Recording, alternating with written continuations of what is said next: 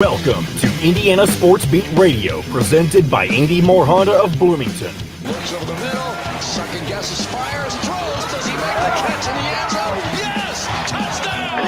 Oladipo to win it. Another one! He got it!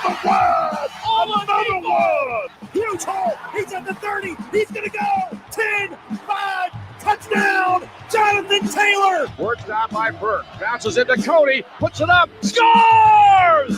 Now, from the Golf Club at Eagle Point Studios, here's your host, Jim Coyle.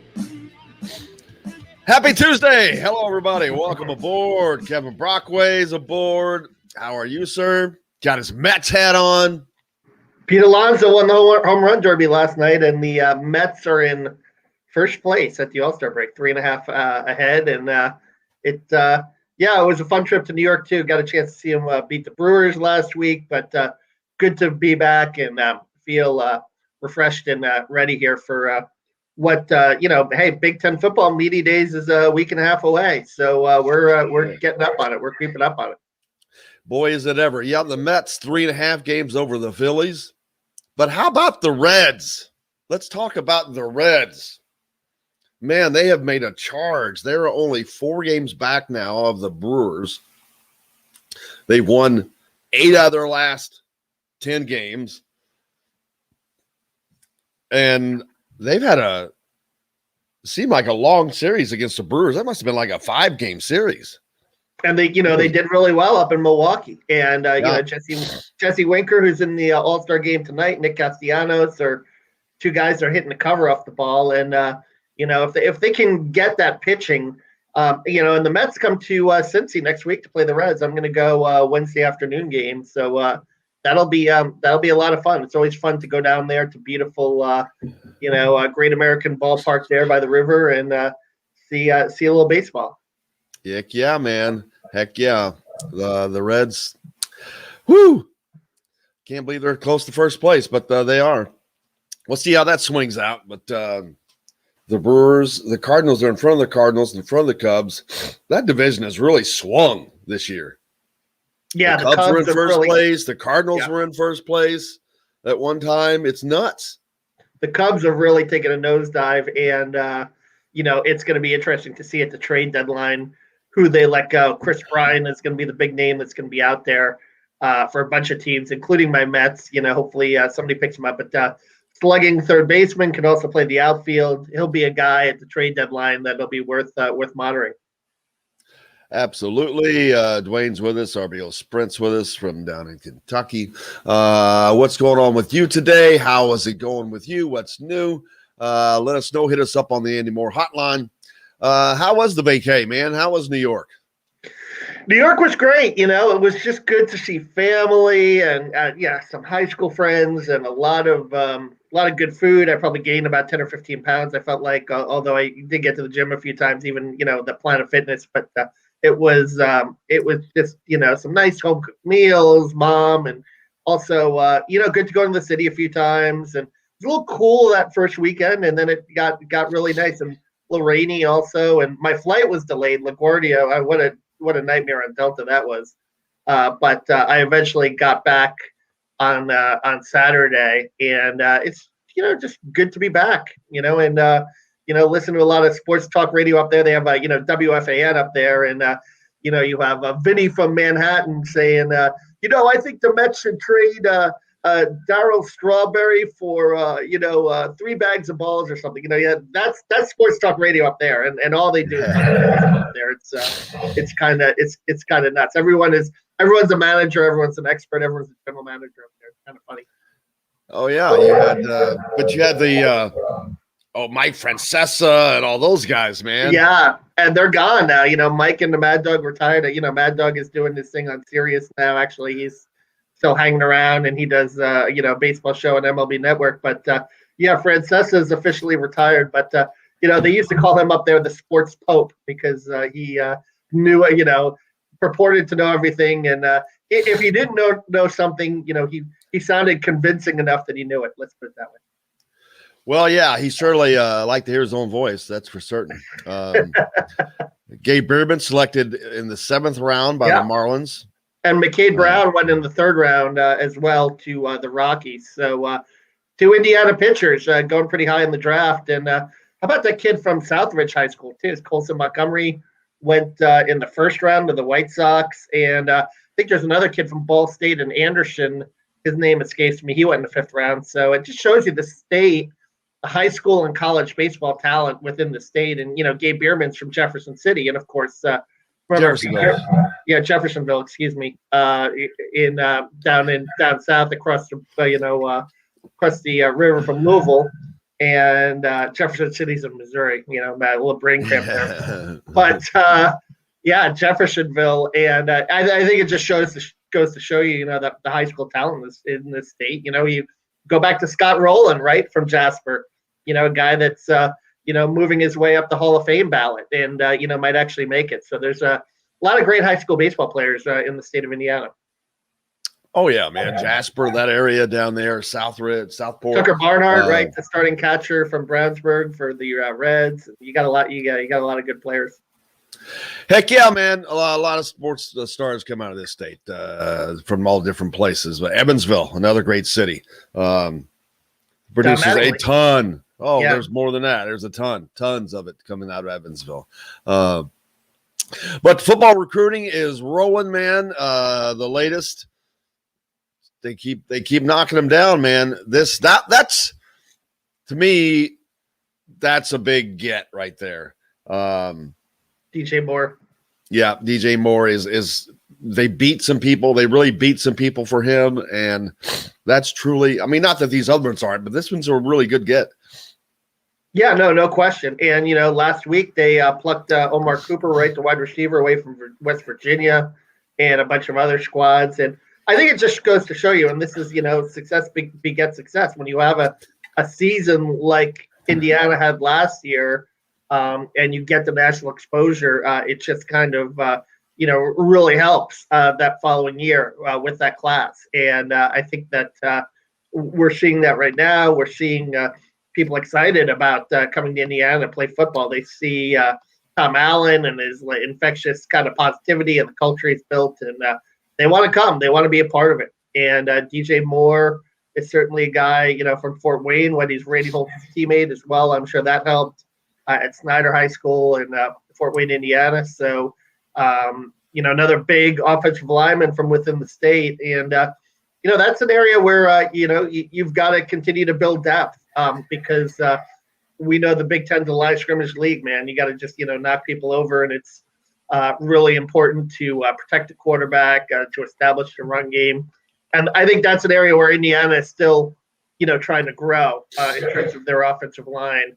And if they can continue to do that and build that to an elite level, that's really going to, help set up the foundation for the program for years to come.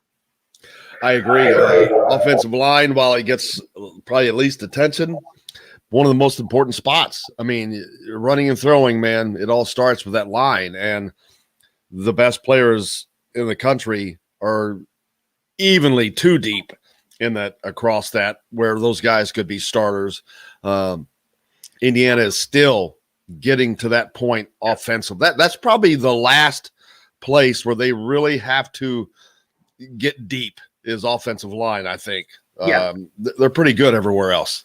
Yeah, and when you look at, like, I'm looking here at the Athlon, college football preview, and you look at the all Big Ten team, preseason all Big Ten team, you see, Ohio State guys, you see Big Ten, certainly some Wisconsin guys. You don't really see any Indiana guys, unfortunately. You got Thayer Mudford, Ohio State. Tyler Lindebaum, Iowa is another, program that produces a lot of really good, strong offensive linemen. So that's something that where Indiana has to, develop guys. And, Matthew Bedford starting as a freshman, I think, by the time he's a junior and a senior, I think you're going to see him on some of the lists. Yeah, and just continuing to elevate the level of talent like they have in other positions, which they are now. But it's definitely one that you have to conquer for me to see them being consistently successful. You have to have a deep offensive line consistently. Yeah, an elite, if you want to be an elite program. They've got it at the skill positions. We know that. You look at Michael Penix preseason, all Big Ten first team. Ty Freifogel, second team guy. Probably should be a first teamer in my mind, but they have the two Ohio State guys, Olave and Garrett Wilson here. And Jahan Dotson from Penn State, who's pretty good as well. But, you want that. I think this will be a big year, too, for Peyton Hendershot. This has to be a bounce back year for him at tight end as well. We'll see what Dylan McCullough can do with the running backs with Stevie Scott gone, especially, and that's going to be that'll be a really interesting competition in fall camp to see who emerges, to see who that lead back is, or if they go by committee. I think this is Samson James's kind of big opportunity here to be the lead back, but you never know what Stephen Carr will do, or even Tim Baldwin, who I really liked last year, just has really good vision in the hole. So I think those three guys that'll be an interesting battle to see who emerges there. Wyatt mentions also Sam Bachman from Hamilton Southeastern taking 9th overall in the Major League Baseball draft. So we didn't want to miss that as well. Joey says, don't forget about Fort Wayne. Izzo, Painter, and Mata also took kids from Fort Wayne. Hopefully Fife will change that on the basketball side he's talking about. Yeah. Yep. They've had more success football than basketball, I think, there, but that definitely will change. Without question. So we're looking forward to that. Looking forward to talking to Mike DeCourcy today. Of course, we can talk about the Reds, talk about some baseball. I'm sure he was very interested in that Italy, England Euro finish. PKs. A fantastic finish for that. We're into PKs, yeah, no question. And then we've got just tons more coming up as we head through the summer. Yeah, you mentioned we are only – what is today? Today is Tuesday. Yep. We're less than 2 weeks from Big Ten Media Days. We're inside of a week. Yeah, it's nuts. And then, of course, you've got men's basketball who was headed to Atlantis down in the Bahamas, also in within weeks now. August. 4 weeks. Yeah, so we're like 4 weeks from that. So it's here, baby. It's here. It didn't take long. We're already creeping through the summer. I just noticed that, there's not a lot of clinics this summer, but there's going to be an IBCA, Indiana Basketball Coaches Association clinic.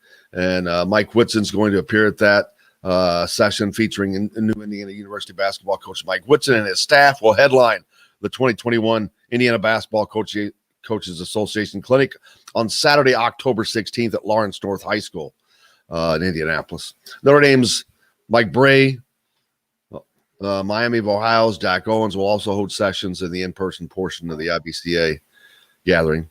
So there you go. Cost to attend the clinic, $50 for current year IBCA members, $100 for non-members.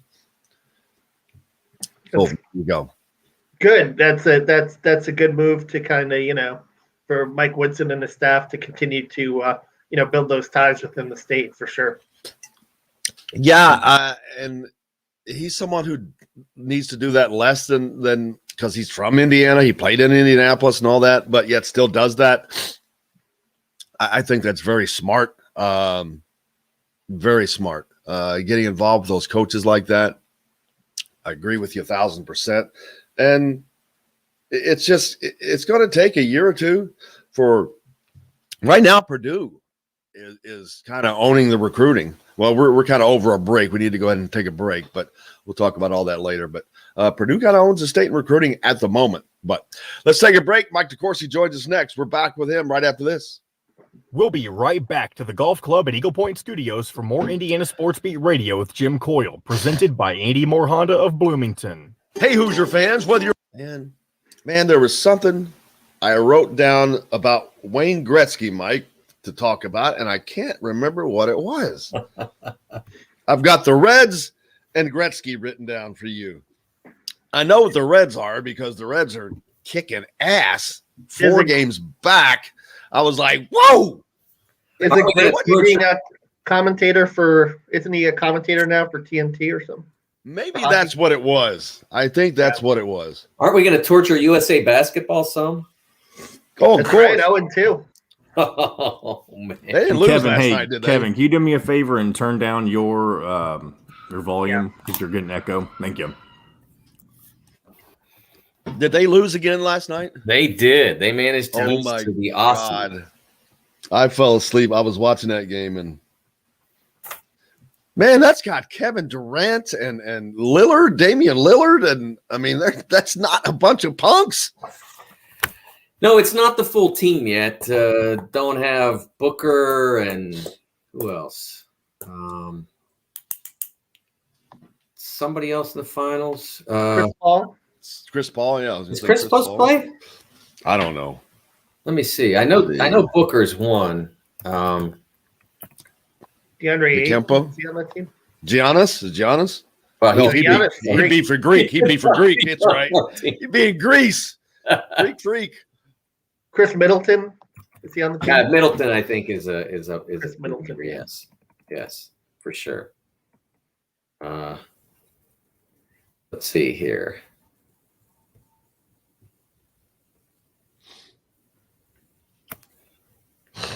Drew Holiday is also going to play. On Drew Holiday, yeah. Yeah. I don't. They should have got Patrick Beverly to go out and hit some people in the nose and stuff. That might have. Unbelievable.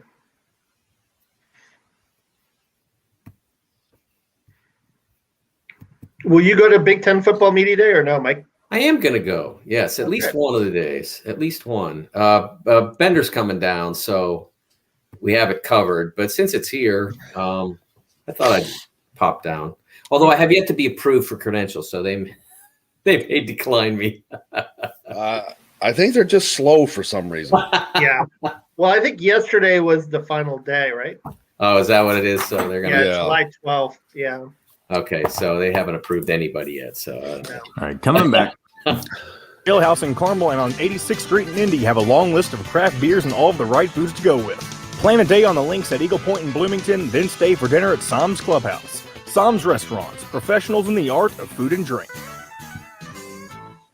Today's guest is brought to you by Reynolds Family Dentistry of Sellersburg. You need $1 million smile for those championship photos, and that's exactly what you'll get with Reynolds Family Dentistry. Now back to the Golf Club at Eagle Point Studios for more Indiana Sports Beat Radio with Jim Coyle, presented by Andy Moore Honda of Bloomington. Here's Jim Coyle. Welcome back on this Tuesday. Kevin Brockway with us as always, and joined by Mike DeCourcy from the Sporting News, senior editor there, as always as well. Thank you, Mike. How are you, sir? I am well, Jim. How are you? Kevin? Doing fine, man. Got the Reds in second place. He's bragging about his Mets in first place. He just got back from New York, got his new hat on. He's all jacked up. And Pete Alonso winning the home run derby last night. Did that make up for blowing a 5-run lead to the Pirates on Sunday? I think so. Well, that was the first inning. They took it a little early on the All-Star break. Yeah, the game I went to, they won 4-1. So I'm happy about that. Beat Nice. the Brewers. So. Yeah, he got to go watch his Mets in New York last week, and going to see him in Cincinnati coming up in a week or so. Well, I think it's 2-1 on that, so I don't think he has a good shot there. No, I'm probably going to go up there and watch him and cheer against him. But the Reds, man, 4 games out of first place. They were just 7 games out not too long ago, I think. Yeah, well, they took nice.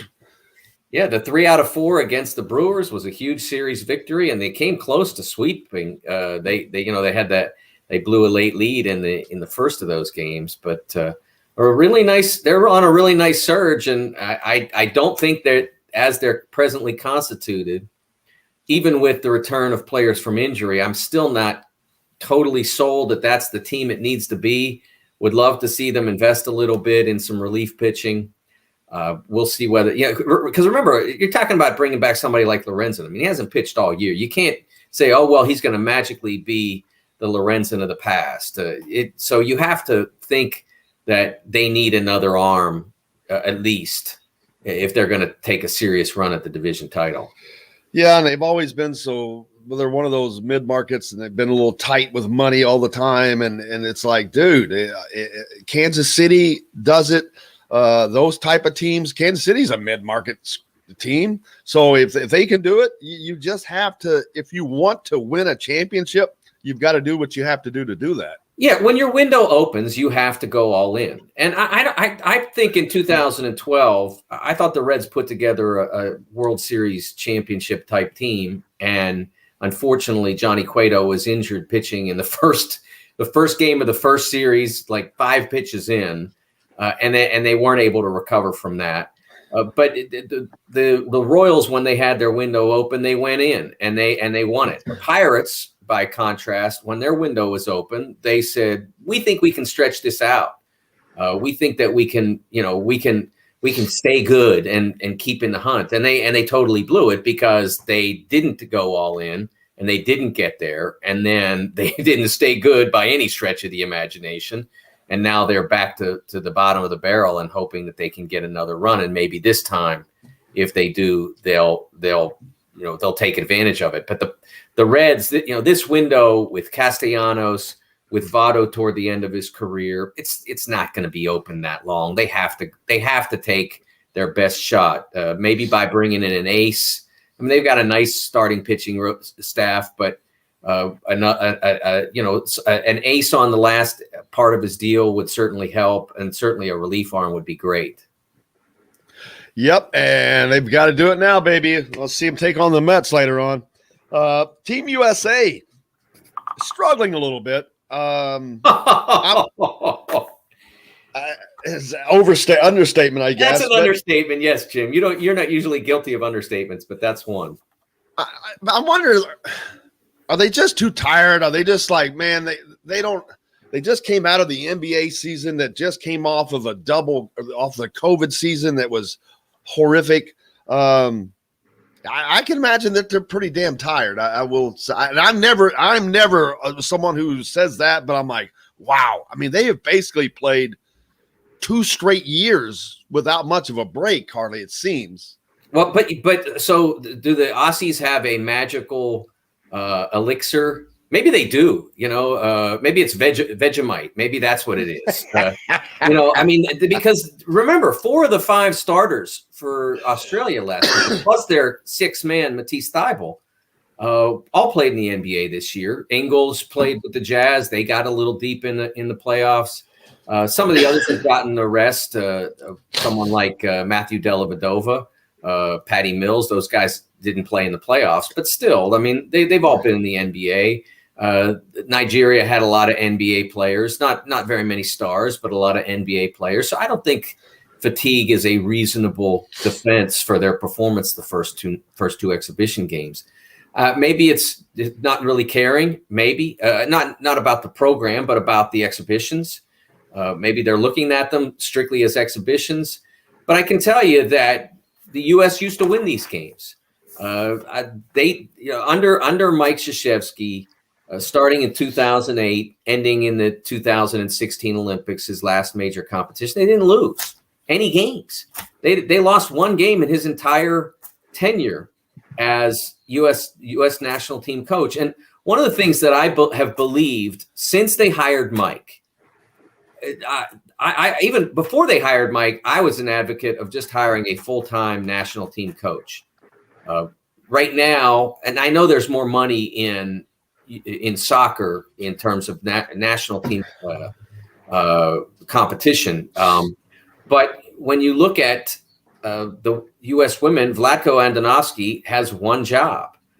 Greg Berhalter has 1 job, and Greg Popovich has 2. And this one's not that big a part of it. And, he has a job that takes up 99% of his time and one that takes up 1% of his time. And I don't believe, and I've written this in the past, I do not believe there is enough time for a sitting NBA head coach to properly invest to be successful on the international stage. There's just not enough time. There's too many games for an NBA coach. I mean, between exhibitions, the regular season playoffs, and I realize Greg wasn't involved in the playoffs this year, but you're talking about 100 games. there's just not enough time to devote to being an international coach. And so I was firmly against his hiring, not because he's not tremendous, but because I don't believe that a sitting NBA head coach has the time to do it properly. And there's nothing, absolutely nothing that's happened since his hire that suggests I'm wrong. They went to the World Championship, the World Cup in 2010, in 2019, and they finished 7th. When they had Larry Brown, and there's never been a better pure basketball coach than Larry Brown. 2004, I think they won the bronze medal. I mean, you either have to hire a college head coach who has the time, and I know that's a full-time job as well, but you don't play 100 games a year, you play 35, and I think that person has a significant time to do it. Or you hire someone like Jeff Van Gundy, who has done very well with qualifying teams and that sort of thing. A lot of times the U.S. has had to qualify using G League type players, some international players, NBA players too busy during the times they set the qualifiers. He's taken those guys. He's been very successful. I would be very happy with Jeff Van Gundy as the senior national team coach, but the USA Basketball has been determined to make it a career achievement award, and I don't think that's what it should be. Well, I think the past, too, the U.S. just dominated that sport when that's long past. And what you're saying, I agree with, because those places they're setting these programs up to be successful as a program itself. And whereas this is an afterthought, this is an all-star break for a lot of these guys. Which we know that is not, you're not putting out the full effort.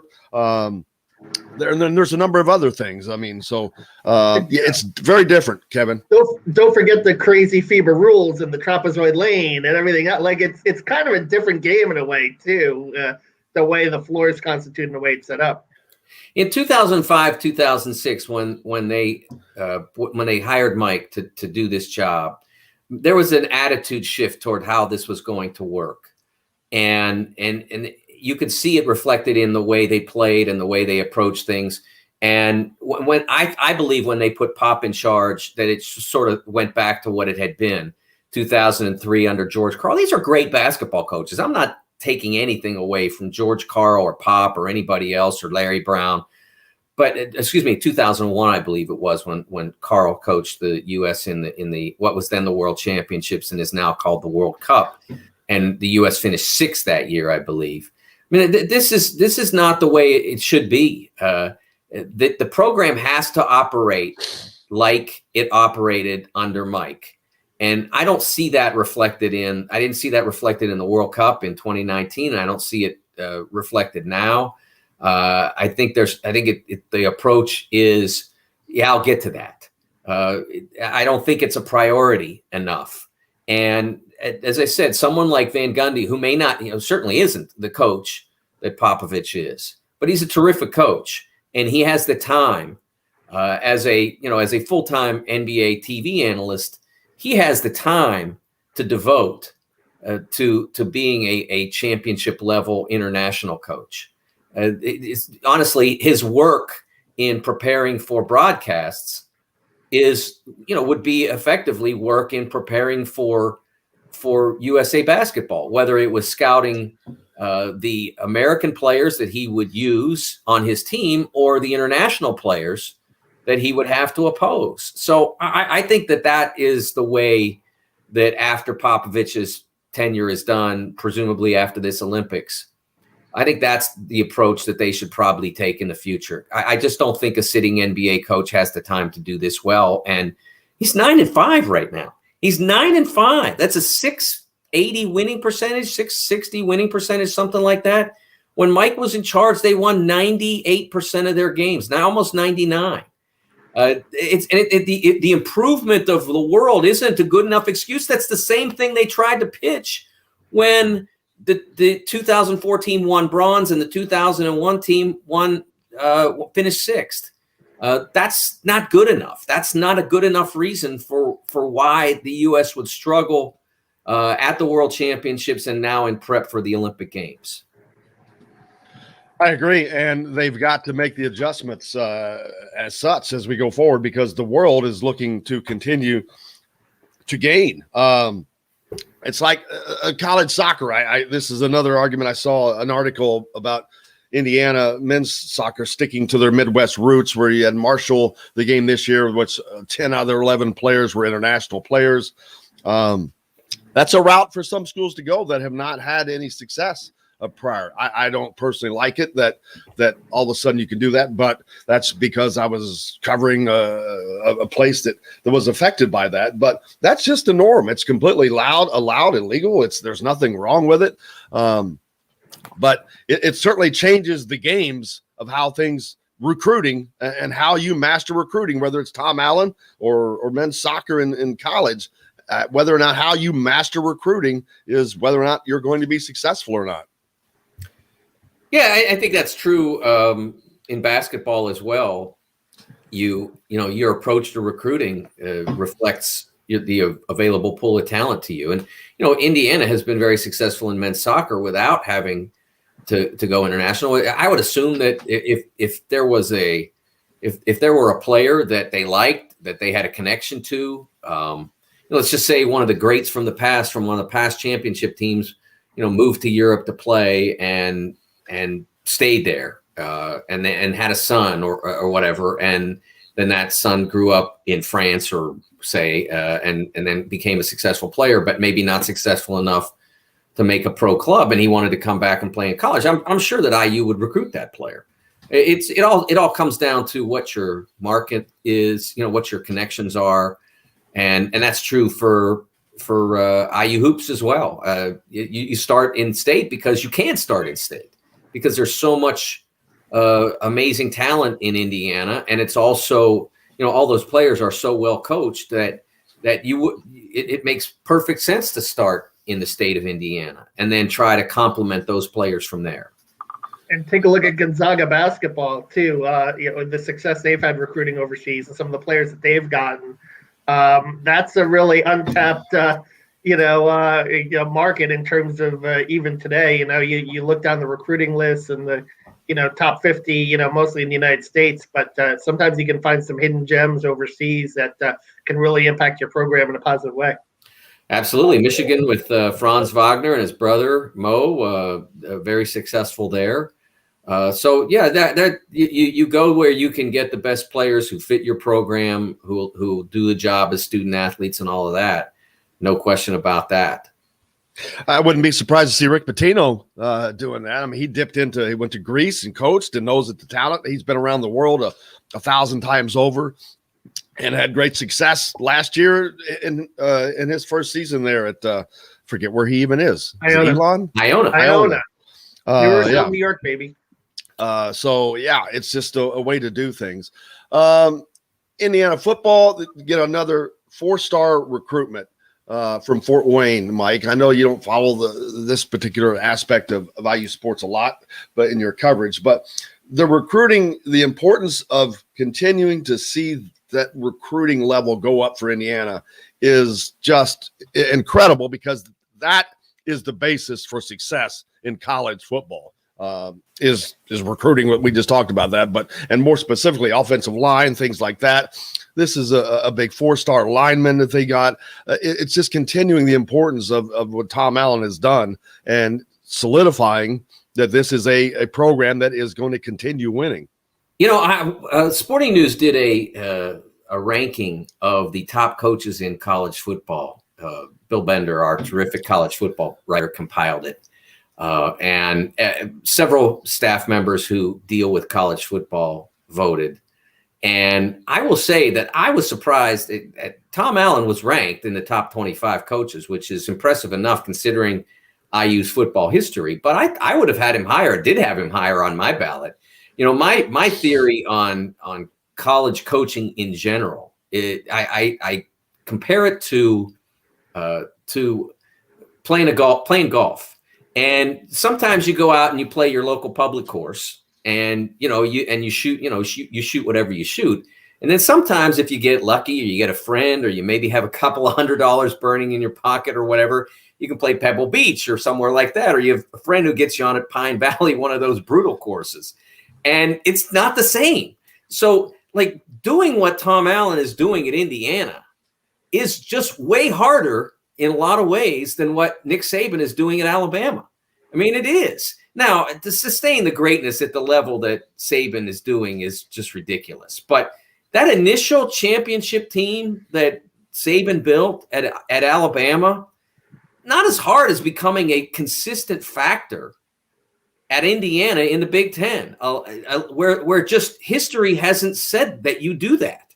And that history plays into every recruit's mind. If I go to Indiana, wait a second, they haven't won in how long? Michigan, they're there every year, or Ohio State, they're there. That's something that you have to overcome the minute you make the first phone call or send the first letter or whatever. You're behind that 8 ball. And Tom Allen has pushed Indiana football ahead of that 8 ball. He's past that now. The only, the obstacles now are Ohio State and Michigan to a lesser extent because they've beaten them. But Ohio State and programs like that Penn State that have that tradition of success, that when their phone call comes in or their letter arrives, the kid's like, wow, Ohio State's calling me. Ohio State sent me a letter. That's different. It's you're already starting ahead of the game. So what Allen is doing, what his staff members are doing, unbelievably impressive. And it's been a real pleasure and to watch and in following the program from the fairly close distance. It's also been a pleasure to watch him do all of that without, having to resort to anything that one would consider untoward or dislikable. I mean, he's shenanigans. Yeah. I mean, he's been the perfect IU football coach. From the standpoint of how he comports himself, how he goes about recruiting, how he goes about coaching his men, how he deals with the media. I haven't seen anything that you would find and say, boy, I don't really like what's happening there. That's why, when I voted, I had Tom Allen very close to the top of my ballot. Not number 1 or number 2, but he was pretty prominent. Mike, what's amazing to me, and I see so many parallels to what Tom Allen is doing here to what Billy Donovan did at Florida 20 years ago, a school without basketball tradition before then, a school that was in a football first state, and Tom Allen doing it in a basketball first state. It's kind of like 20 years later, you're seeing, just so many similarities. That's a great point. It really is. The difference with Billy is that he came at a time when the money that had been produced through football, that was being generated through football, was starting to elevate programs like Florida. And this is not to take away from winning consecutive national championships, because you still had to win them, right? And the other schools that are in that pool, Texas, Ohio State, Michigan, those programs, although their basketball programs generally were elevated at or around the same time frame, they weren't ever elevated to the very top the way Billy did. But Tom Allen, I think it's even more difficult than what Billy did, because you weren't going in. You didn't have much basketball tradition at Florida, but you were going in with the Florida brand and all that money, and and he had pedigree as well because he played in the league and he coached for Rick Pitino. Nobody really knew who Tom Allen was before he became head coach. Again, Indiana football money is good, but it's not as powerful as to sell out 60,000 seats as it is to sell out 100 like they do at Ohio State or Penn State or Michigan. So a lot of those obstacles are there for him that are, like you said, I think there's some really cool parallels with Billy Donovan in Florida, but I think it's even a harder trek for Indiana football that they've made to this point. And, obviously you have to continue that. You have to continue to win. And maybe even if you can, take it up another notch or two. Yeah, no, a great question from Chris that's not that we can't answer, but is Coach Allen at IU for life. He has that connection, being from Indiana, and it does mean so much to him. And it's in the Big Ten, in the Big Ten East. I'm like, well, where else are you going to go? There's not a lot of places that are going to go that are going to be above that if you've created a program in Indiana where it's competitive year in, year out. I don't know. I mean, yeah, there are places, but there's very few that are above that if you do that. So I don't know that he would want to leave. But you can't predict the future. Yeah, it's hard to predict the future. I think the question that he would, that may or may not eventually come to him is to be at a place where you can compete for a national championship. I don't, as great as Indiana has become under Tom, I don't think any of us is sitting here thinking that they're likely to win a national championship. It's just, again, that reality has been maybe with the 12-team playoff, it might be a little bit easier. A little, yeah. I think that'll be interesting to see, Kevin, to see how, right now. And I've had this argument with Bill Bender, who I mentioned before. Bill says that, the reason Alabama, Ohio State, Clemson get all the best guys, is because all those best guys then turn into NFL players, and all the high school recruits know that it will help them get to the NFL.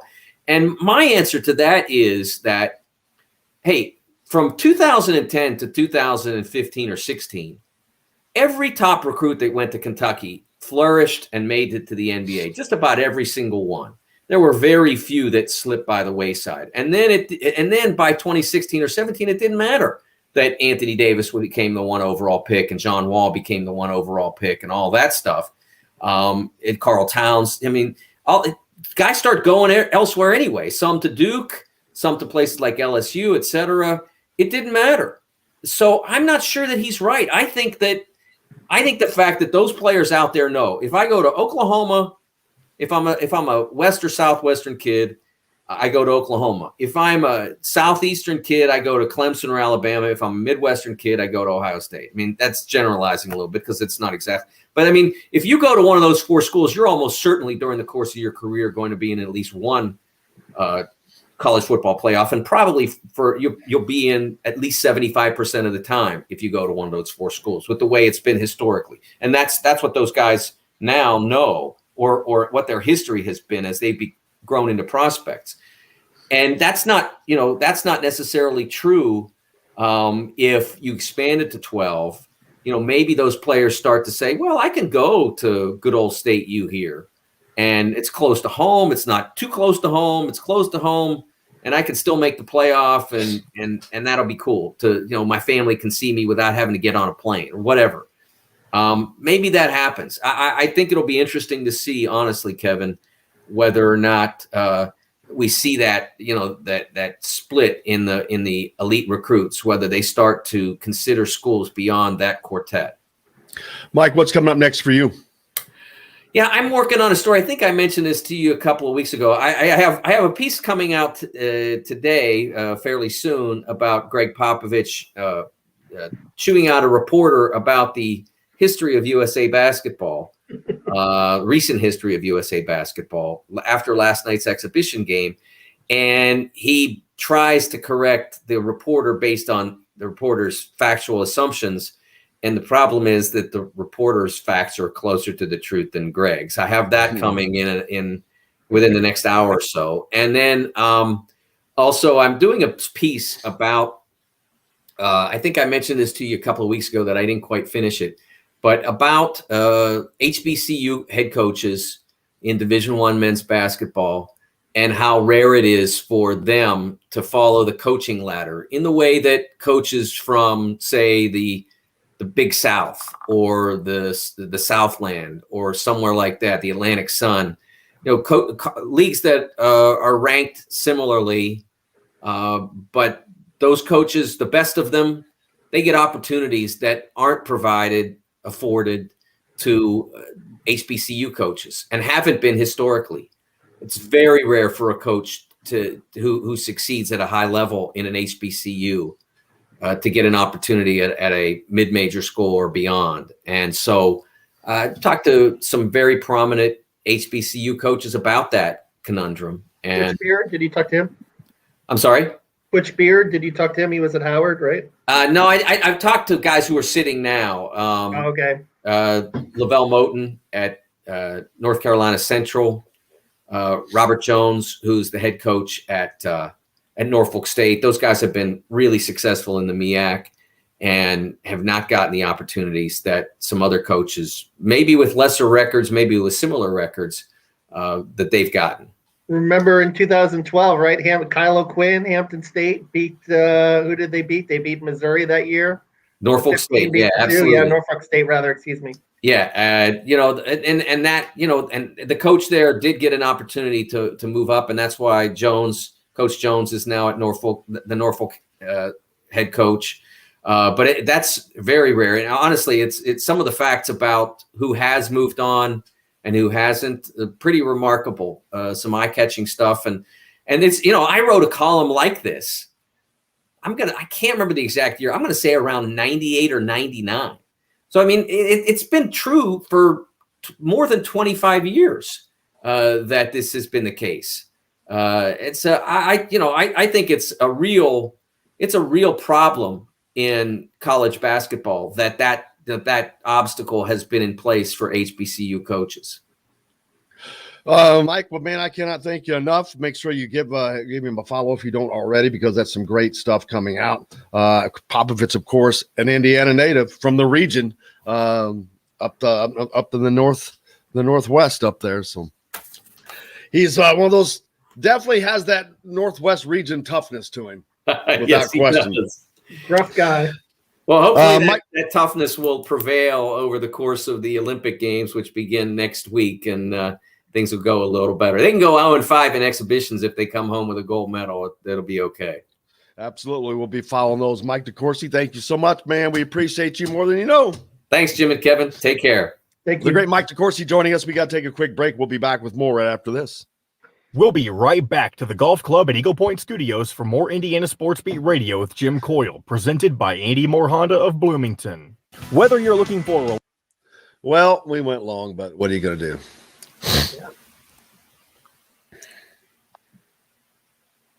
I'll tell you what you're going to do. You're going to have a really short third segment. Yeah, and it doesn't matter. Yeah, it's fine.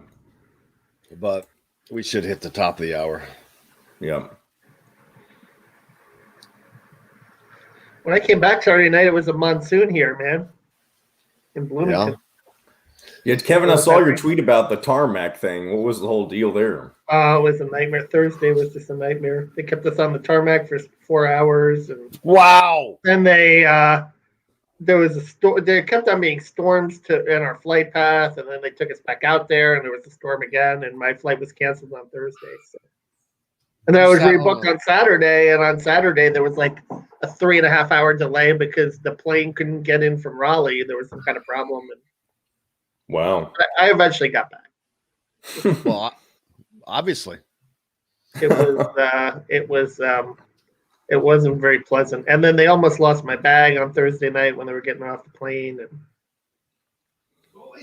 Friday, Elsa came up, so I couldn't fly out Friday either. But Saturday I got back. It was no big deal. I didn't really miss work, but I just kind of wanted to get back because I had some things that I wanted to work on that Friday, but I worked on them. Oh yeah, I know how it is. I hate whenever I can't get home at a certain time or when I'm supposed to get home. Yeah. I sent them a pretty acerbic complaint, and I think they put 10,000 miles in my freaking flyer account. I noticed that. That's not bad. I don't know if they're going to do anything more for me. I was hoping for a straight voucher, Yeah. Like maybe 200 or 300, 400 bucks or something so I can go somewhere else. We will see. As long as you got a voucher. Man, she was doing so good. She didn't bark at all when Mike DeCourcy was here. Now it's like she probably heard me talking and thinks that I'm going to let her out.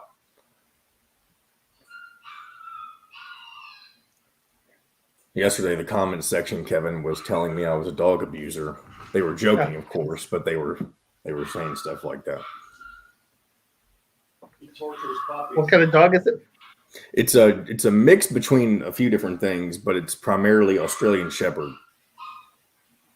Yeah. All right, let me go ahead and bring this back in. Sounds like this. How about a new 2020 Honda Civic LX front-wheel drive lease for just $180 a month, or a new 2021 Honda Accord LX front-wheel drive lease for just $270 a month? Andy Moore Honda Bloomington, Bloomington's #1 Honda dealer. Come see us at the all-new Andy Moore Honda, now in Bloomington. This segment is brought to you by Andy Moore Honda of Bloomington. Now back to the Golf Club at Eagle Point Studios for more Indiana Sports Beat Radio with Jim Coyle, presented by Andy Moore Honda of Bloomington. Here's Jim Coyle. Welcome back on this Tuesday. Kevin Brockway with us as always. Just finished up with Mike DeCourcy. We are heading into the, I wouldn't say summer doldrums, because there's a lot going on. We've been talking about, you got baseball fun to talk about. You got recruiting action that's going on. Then the recruiting action leads into fall camp. You've got Big Ten Media Days are upon us. Fall camp follows after that. Then the Bahamas, the guys, Indiana basketball will be in the Bahamas. It's going, man. It's just a lot to make up for the COVID year, but I think we're doing that. It seems like, Kevin. Yeah, no, it's gonna be an interesting next couple of weeks. I'm looking forward to Big Ten Media Day. It's interesting too, now that the NBA draft deadline has come and gone, how that shaked out, and we're getting kind of a semblance of a shape of what some of these Big Ten basketball rosters are going to look like. Geo Baker coming back at Rutgers, along with Ron Harper Jr. You got Hunter Dickinson now back at obviously at Michigan. You got Travion Williams back. Kofi Coburn is transferring now, so Marcus Carr is transferring. So I think it's going to be pretty interesting to see how those teams shape up as we get into basketball season, and how that impacts the Big Ten race, and particularly how it impacts Indiana. I know a couple of weeks ago you were saying top 3. But now with Rutgers bringing back Geo Baker and Ron Harper Jr., is Indiana better than Rutgers? Is Indiana better than Michigan with Hunter Dickinson back? I think that all remains to be seen. Well, that's the thing. I don't know that anyone knows. I was thinking about this yesterday. Football-wise, I think are the biggest questions, because no one knows how anyone is going to perform with fans, I think. I think that Indiana, people have a lot of questions about Indiana. Are they as good as they appear to be? Can they beat Penn State and Michigan in this environment? That's their question. And it's going to be a question that they have to answer. But they'll get to answer right off the bat when they go to Iowa to open the season. So there's just so many questions in this Big Ten football season, because COVID changed a lot of things. I mean, if you don't think not having 110,000 when you normally have them, it makes a difference. Yeah, I think I agree with you. I think the fans make a difference. I think the other thing that makes a difference too is, the machinery that some of the blue blood programs have in the off-season, full off-season training too, that they didn't have access to because of COVID, compared to what Indiana has. I think that's going to be interesting too, to see if that's going to impact the performance of the Ohio States. It didn't really affect Ohio State as much as maybe it did a program like Michigan, I think, as well, and Penn State, 2 teams that got out of the box slowly. I mean, are Michigan and Penn State going to bounce back and be those 2 premier programs, or has Indiana passed them? I think that's going to be the big question. Can Indiana sustain, and was this just a one-year thing for Indiana, or is Indiana truly going to be up there with Ohio State to contend for the league title? And I think that, I'm looking again at Athlon. Athlon predicts Indiana to finish 3rd in the Big Ten East, ahead of Michigan, but behind Penn State and behind Ohio State. I still think Indiana could be the 2nd best team in the Big Ten East, and you get Ohio State at home and maybe challenge Ohio State for the Big Ten title this year. If all things, shake in the right direction, And then if you're doing that, you're talking about another New Year's Day bowl. So that would be another special season. But time will tell. I think without question, they can be the second best team in the Big Ten East, but easily. They have to go to Michigan is the biggest problem. I think they're better than Michigan. And they have to go to Penn State. They have to go to Penn State. Well, Penn State is better than Michigan is. That's going to be a challenge like it was 2 years ago. But 2 years ago, we saw Indiana go to Penn State and a game that they could have won there. So that should not be an issue for them as well. We got kind of off track on our breaks earlier. Let's take a quick break. We'll come back and continue this conversation and plenty more. There's a couple of guys in the All-Star game that are from Indianapolis as well. We talked about the guys that are being drafted and whatnot. There's a couple of guys that are playing in the All-Star game from Indianapolis. That and lots more, basketball, football. We got it all right after this. We'll be right back to the Golf Club at Eagle Point Studios for more Indiana Sports Beat Radio with Jim Coyle, presented by Andy Moore Honda of Bloomington. Hey, Hoosier fans, whether you're Lance Lynn and Kyle Gibson, Brownsburg must produce. Hey, Chronic Hoosier. What's happening, fellas? Not much, brother. How's it going? It's going well. How about yourselves? Cannot complain. Got to go to the dentist appointment today. Other than that, it's just peachy. I'll tell you what, man. I found out yesterday I spent the last 2.25 months walking around on a broken leg and a busted ACL. So consider that my sacrifice so that Michael Penix may stay healthy this season. Well, you can't be donating any MCLs then. I do. Yeah. They either have to take one out of some other part of my body or I get a cadaver tissue. Yeah, I saw his video. There was some video of him throwing on his Instagram last week or this week. Dropping bombs. That's what he do. Man, it would be fun to see him healthy throughout the season. That's everything. That's absolutely everything for this team right now. It truly is, and it puts 11-1 with him as a starter the last 2 years. Yeah, I mean that's the season right there. We said it before last year. You just didn't realize how stark the comparison was until he was gone. Yeah. But it was the sum of all fears. Now, that's not to say that they're not markedly better this year with, everybody in the depth chart getting another year of reps, getting those situations. But, talking about New Year's bowls and Big Ten championship contention and everything else, that conversation begins and ends with Michael Penix finishing the season. Yeah.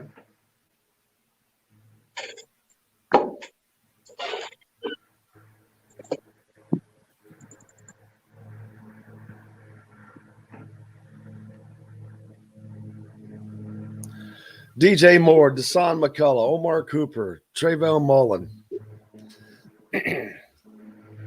All different positions, all big-time recruits. O-line, linebacker, wide receiver, defensive back. Those are some nice names. No, this is a brave new world for Indiana football. I don't even know how to think about it that far from any reference point that we've ever had. Coming back. Yeah. Sam's Restaurant in Fishers has homemade coffee cakes and much more. Sam's Place in Broad Ripple has wings, tender steaks, and seafood. Sam's Ale House in Carmel and on 86th Street in Indy have a long list of craft beers and all of the right foods to go with. Plan a day on the links at Eagle Point in Bloomington, then stay for dinner at Sam's Clubhouse. Sam's Restaurants, professionals in the art of food and drink. This segment is brought to you by Bubba's 33 in Clarksville. Pizza, burgers, beer. Now back to the Golf Club at Eagle Point Studios for more Indiana Sports Beat Radio with Jim Coyle, presented by Andy Moore Honda of Bloomington. Here's Jim Coyle. Welcome back on this Tuesday. Kevin Brockway with us as always from CNHI Papers. Now joined by Chronic Hoosier. Chronic, how's it going, brother? Glad to be back, man. Doing well. Glad to have you this summertime, out and about. Have you gotten the family out as you usually do? We've got out a little bit. I've been a little hobbled. Found out yesterday I done tore my leg up a couple months ago, so I probably got a surgery in my future. But got a bad wheel. Hey, Jared Morris from Assembly Call said it best. I sacrificed my ACL so that Michael Penix may keep his healthy this season. So serve it up at the altar of the football gods. But the doctors do think I should be back by Rose Bowl, so we're pretty excited about that. Well, there you go. You've got that going for you. And speaking of Michael Penix, yeah, his health is that is the secret recipe, secret sauce for Indiana football this year. As the recruiting is hitting on high cylinders now. Everything seems to be rolling in the right direction, and you have to have a full, complete season to see what this program can truly do. Yeah, we said it going into last year. It was true then. It's just as true this year, if not more so. IU's fortunes they're gonna rise and fall with Michael Penix's availability and his performance. I mean, we saw last season. He's a special kid. He's a special quarterback. He brings a whole nother level of playmaking to the offense that quite frankly just isn't there when he's out. And in order for Indiana to compete at the level that expectations have achieved for him, quite frankly, they got to keep Penix healthy throughout the season. They've got to keep him safe in the pocket, and they've got to see him, get through the end of November and be available come December and beyond. Yeah, Kevin, I mean, he is just a quarterback that is not escaping anyone's attention now. And with the weapons that Indiana has, they're also not escaping anyone's attention. Well, 11-2 as a starter for Mike. And I think, Ty Freifogel, you saw the production in terms of what they did with him. What the numbers he produced with Penix healthy and the numbers, he produced without him, the receptions and being the deep threat. And I think they had really established that special chemistry last year. And I think that, will only get stronger and will continue as long as Mike stays healthy. Yeah, and Chronic, that is exactly what everyone is looking forward to this year, an entire complete season of health, which that never happens in football for your entire team. But at the quarterback position, ultimately the most important thing for this team is to see him play an entire season, which has not happened yet. No, it hasn't, and that's kind of the one asterisk next to everything IU related is, can Penix stay healthy? Can he be available to them, as close to his full potential as possible? The videos that we've seen leak out so far, whether it be a quarterback camp or just tossing the ball over at Memorial, the arm is there. Absolutely, it's still coming out of his hand with a zip that you just don't see a lot in that position.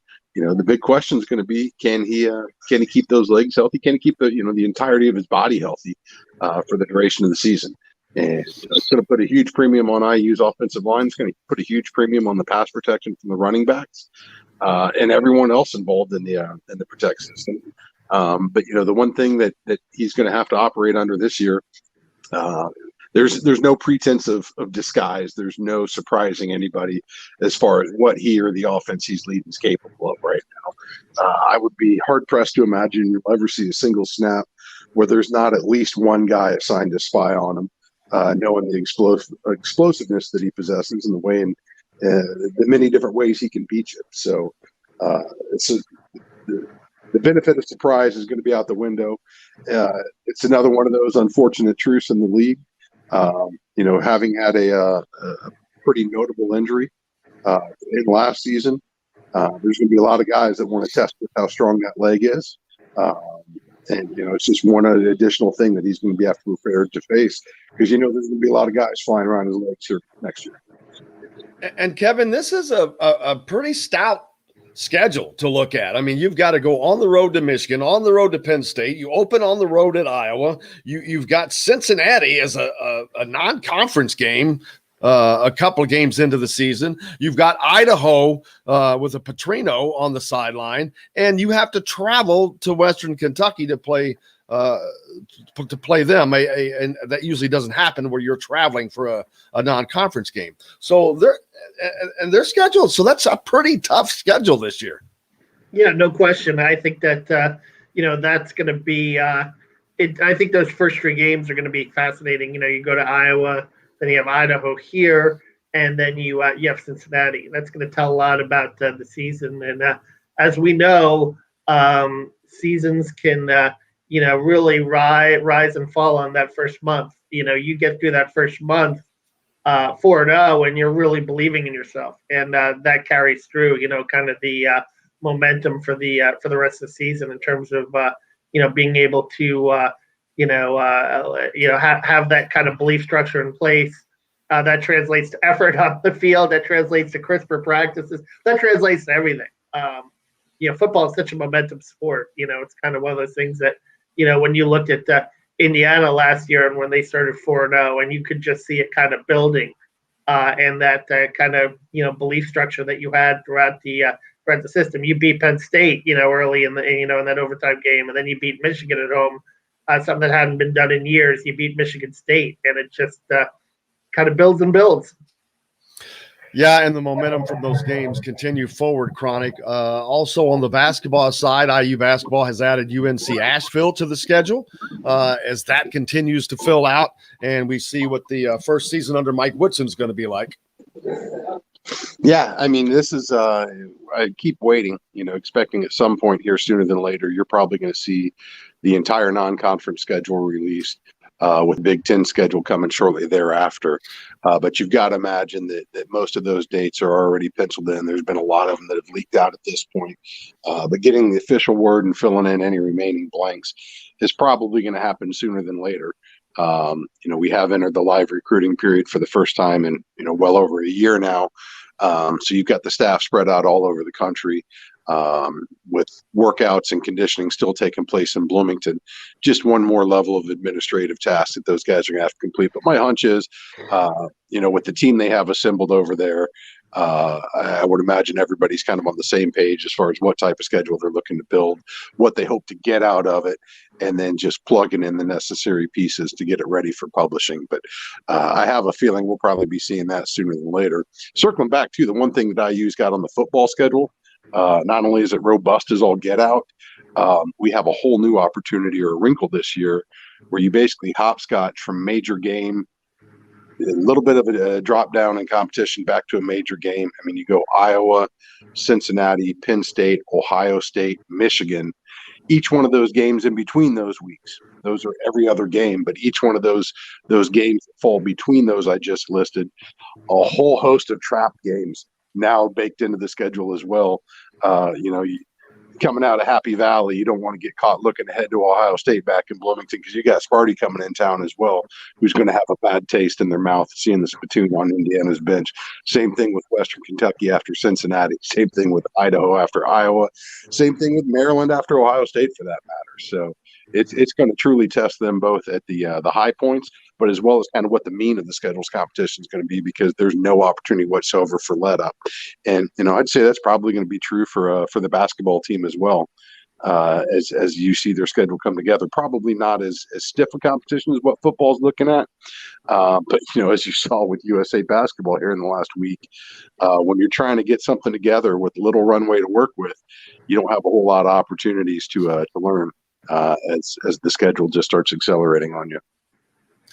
Yeah, and as we move forward in the summertime and getting ready for that, the recruiting continues to go. As you said, mentioned we're in the live recruiting period for the first time in over a year because of COVID.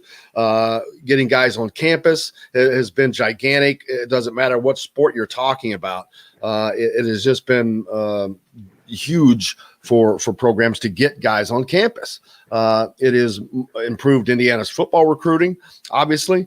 Getting the kid Josh Hoover from Texas to come on campus, I think, was all the difference in the world in getting a commitment from him, period.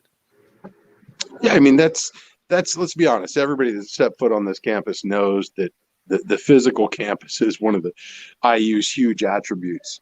And pitching to teenagers where they want to spend the next 4, 5, 6 years of their lives. It's just an absolutely gorgeous place, and as well as it photographs, there's nothing that beats the real thing of getting out and smelling the grass and feeling the breeze, and seeing the light hitting that limestone. It's irreplaceable. And then on top of that, it's just the greater community as a whole. I mean, there's something to be said for the bucolic small town nature of Bloomington. It's just the epitome of what a college town should look like, what the natives should be, if you will. That Hoosier hospitality just sells. And then let's be honest too, man. The power of sitting a kid down in front of a mountain of wings at Buffalo's, or with the sizzling steak from Yanko's dropped in his plate. You cannot get those experiences over Zoom. So giving the opportunity to really showcase campus to its fullest with all the different angles that these guys present. I've seen it happen from near and afar for many, many years, and they've got that thing down to a science, how to blow a kid's doors off once they've got them in the golf cart and they're driving them around. Mm-hmm. Yeah, and speaking of that, now that that is going back on again, the recruiting from a basketball standpoint, Purdue is kind of taken over the Indiana recruiting right now because of what had gone on in the last few years. It seems like they had lost a bit of that. I don't see that being a long-term thing, but right now you look at Purdue's roster and it is just chock full of Indiana kids, which I know a lot of Hoosier fans would like to see that for Indiana, but I don't really care where a kid comes from. Winning is winning. And I think winning solves that. But I think there are going to be some rosters that are unaccustomed to Hoosier fans for a couple of years. There's no doubt, and make no mistake, Indiana they just put 3 consecutive Indiana Mr. Basketball winners on the roster back to back to back. Never happened before in program history.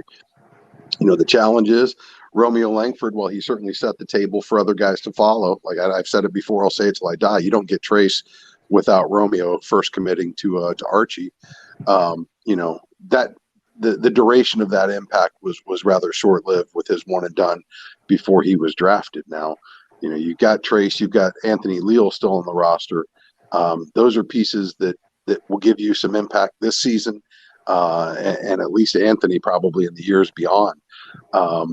And it dropped off a little bit. There's no doubt about it. I think what remains to be seen, it's not just where the kids come from, but what roles do they fill? What holes do they fill in the roster? What can they contribute? And, the jury's still out on the impact of those 2 recruits for the Indiana basketball program, I think. Obviously, Trace is deserving of the accolades he's received. But make no mistake, a 4-year guy like Anthony Leal, we don't know what his true potential is, but history shows that's a foundational program player. No different than, perhaps Jordan Halls was when Tom Crean was doing his rebuild. Those guys set the table. What we're seeing at Purdue, they certainly have they have the potential to have a lot of immediate impact and high impact guys coming in real short order. So Painter seems to be, doing really well on that front. But as you mentioned, man, at the end of the day, nobody cares what it says on your birth certificate as far as the city you were born in. So long as you're hanging dubs, that's all that matters. And that's Woodson's number one priority. I know there's a lot of pride in keeping the best that your state has to offer home. But at the end of the day, that all goes by the wayside when you look at the wins losses at the end of the season. So I think a guy like Dane Fife will help on the evaluation side too of that, because don't forget, he plucked a guy like Aaron Henry from Indianapolis up to Michigan State. So it's not always getting the Indiana guys, but it's getting the right guys because there's so many of them, and it's hard to protect sometimes. But you got to get the guys that are that not just the Indiana guys, but the right Indiana guys. No, absolutely. Dane Fife's made an entire career getting tough-ass kids out of Northern Indiana. Absolutely, and that's an area where Indiana has struggled to get those. You saw Jalen Washington commit to North Carolina the other day. All of the Indiana schools lost him, but that was just a fact, I think, of the Indiana staff coming in a little later. Had they been here a year in advance, maybe that changes, maybe not, who knows. But those are the type players I think in the future you will see back at Indiana. And that's going to be the bar by which his recruiting success is measured until he's got some W's to post in place of it. Absolutely. What's coming up next with you, man? Zach is just back from vacation. He took his son and his wife to his homelands down there in Georgia. So he is back now. Just got moved into a new house. So we are currently, as we speak right now, trying to coordinate the next Mind Your Banners and figure out when we can get a time to sit down together. Might be the first time we get to do it in person in almost a year and a half. So looking forward to that. But it should be coming down the pipeline here soon. Other than that, man, we are just soaking up every last breath of B-Town summer before it's gone, and waiting to go meet with my surgeon and figure out exactly what my forecast looks like. I'll probably be the guy in the brace and the crutches there at the Rock here too long, but hopefully it's going to be short lived. Good Yeah, luck. hopefully so, brother. We best of luck on that. Hopefully, come out with a great recovery plan. No problem. But we'll be thinking about you. About sitting on it for 2 months is that broken bone in the leg tends to heal on its own when you don't do anything about it. So, was fortunate there, but go get looked at, fellas. When you're don't be a dumbass like me. Yeah, don't be like Conor McGregor. How about? Did you see that Conor McGregor fight over the weekend? Yeah, that may have been the fighting god saving him from a beatdown that looked like it was probably coming. Yeah, it did. It was great, man. I hope you have a great day, brother. We'll be thinking about you. We'll be talking to you next week. Likewise. Stay dry, fellas. See you. Thank you, sir. Chronic Hoosier joining us here on Indiana Sports Beat. More after this. We'll be right back to the Golf Club at Eagle Point Studios for more Indiana Sports Beat Radio with Jim Coyle, presented by Andy Moore Honda of Bloomington. Whether you're looking for a relaxed... Back after this. Back after this. Yeah, Lance Lynn. You got 2 All-Stars that are from Indiana. Lance Lynn went to Brownsburg, and who's the other one? Kyle Gibson. Kyle Gibson. Where's he from in Indianapolis? Man, Greenfield Central. All right. Never heard of that school. He pitches for the Rangers, right? Yeah, they Lynn went to Missouri. No, Lynn went to Ole Miss. Gibson went to Missouri.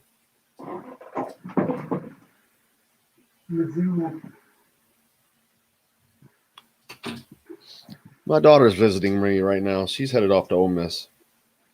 You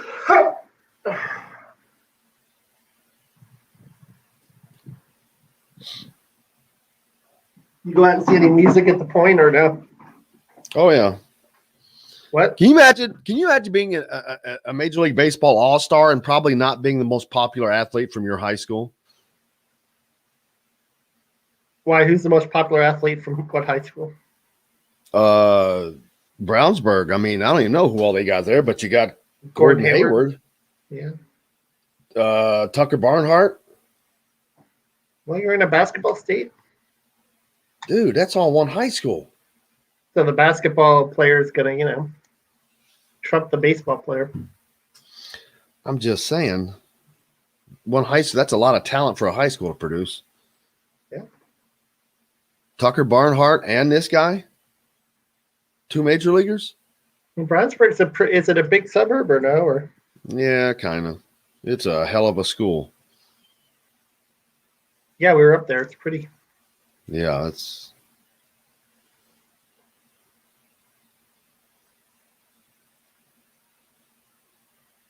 The Brownsburg what?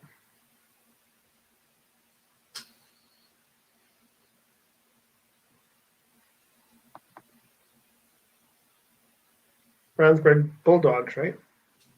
I don't know.